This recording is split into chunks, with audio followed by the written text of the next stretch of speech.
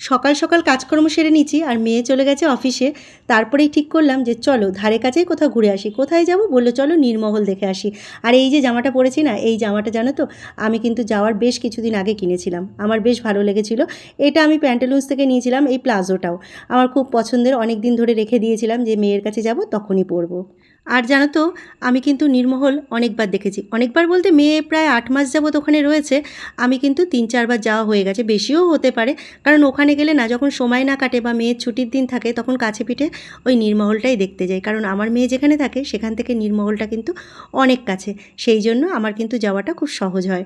তো দুজনাই বেরিয়ে পড়েছি, খাওয়া দাওয়া স্নান পুজো সব সেরে। আর দেখো এই যে বাড়িগুলো দেখছো না, উঁচু উঁচু পাঁচিল, উঁচু উঁচু গেট, সব এই বাড়িগুলো হচ্ছে আমরা যে বাড়িতে আছি সেই বাড়িরই ওই দিদিদের দেওর, তারপরে ভাসুর, এরকম ওদের সব বাড়ি। আর রাস্তাগুলোও কিন্তু অনেক সুন্দর, তবে কিন্তু প্রচুর রোদ উঠেছিল। আর সেই রোদের মধ্যেই দুজনে বেরিয়ে পড়েছি, কষ্ট হচ্ছিল একটু যেতে, তাও ভাবলাম না ঘুরে আসি। আর এই দেখো এটা কী ফল জানো তো, এটার আমি ছবি দিয়েছিলাম। এটা হচ্ছে লটকন ফল। আর এই লটকন ফল আমি কিন্তু খাইনি, অনেকেই বলতে পারছিল না যে এটার নাম কি। আমিও কিন্তু জানতাম না। একজন কিনছিল, আমার বর বলছে এটা কিনবে, আমি বললাম যে ফিরে আসার সময় কিনবো। তো লোকটা বলছিল নেন না দিদি, আমি বলছি ফিরে এসে কিনবো। তো আমাকে কিন্তু একটা খেতেও দিয়েছিল লটকন ফল, বেশ ভালো লেগেছিল, টক মিষ্টি। আর তারপরে টোটোতে এসে বসে পড়লাম, কারণ অনেকটা রাস্তা। আর দেখো ওপরের এই যে কি সুন্দর একটা ডিজাইন করা, আমার বেশ ভালো লাগছিল। আমি সচরাচর এখানে আমাদের অটোতে দেখি না, ওখানে গেলে দেখতে পাই, আমার বেশ ভালো লাগে এই ডিজাইনটা। তারপরে অপেক্ষা করছি, বলো আর একজন হলে এই অটোটা ছাড়বে। তারপরে আরেকজন হয়েও গেল আর আমাদের নিয়ে গেল নীরমহল দেখাতে। বেশ ভালো লাগে। দেখো নীরমহল কিন্তু আমরা ঢুকে গেছি, আর প্রচুর রোদ জানো তো, ওই রোদের মধ্যেই চলে গেছি, কারণ এই সময়টা গেলেই তো আমরা দেখতে পারবো নীরমহলে, টিকিট কাটতে হবে।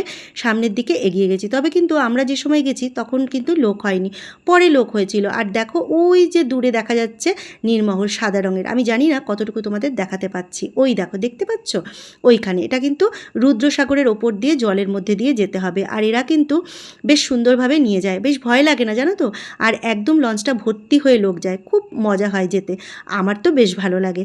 তো আমি যার জন্য প্রতিবারই চলে যাই, কাছে পিঠে এটা বেশ ঘোরার জায়গা আছে, আমি দেখে ছবি টবি তুলে চলে আসি।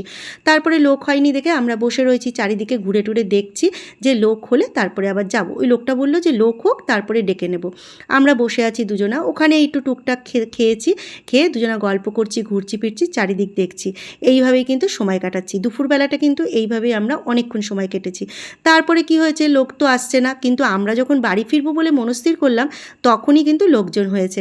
কিন্তু তখন আর আমরা যাইনি, বললাম অনেক তো গেছি, এবার আর তাহলে যাবো না রোদের মধ্যে দিয়ে। তারপরে কি করব, এদিক ওদিক ঘুরে ফিরে বললাম চলো এবার বাড়ি যাই। তা আমার বর বললো চলো একবার ওই দিকটা ঘুরে আসি। তো একবার ওই দিকটা ঘুরে এলাম, ভীষণ রোদ ভীষণ রোদ, তার মধ্যেও ঘুরলাম, ঘেমে চেয়ে একদম একাকার। তারপরে এই যে একদম পুরোটা ঘুরে চলে আসলাম। কেমন লাগছে তোমাদের অবশ্যই বলো, আমি পরের ভিডিওতে দেখাবো পুরো।